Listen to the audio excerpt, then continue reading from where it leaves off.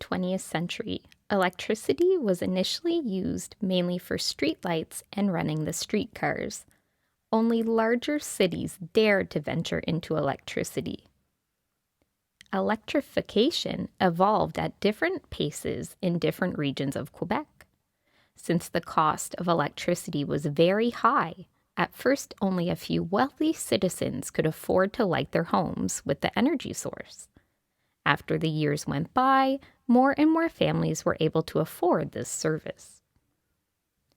Industries also benefited from electricity, and one notable success story is that of the Shawinigan Water and Power Company.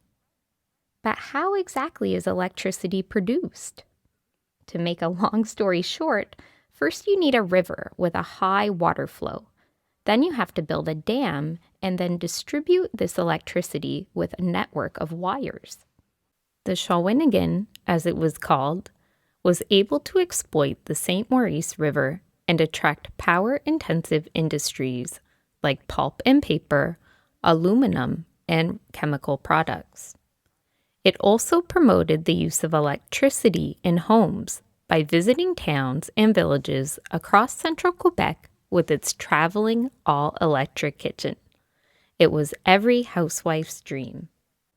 However, it was not until late 1920 that the first electric appliances appeared in homes. Meanwhile, factories were profiting from electricity and were popping up large numbers in Quebec to take advantage of the energy of many rivers. Today, every home in Quebec has access to electricity.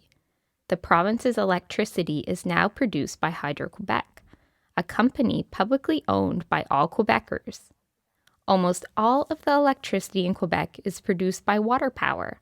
In other words, it is made by strong river currents.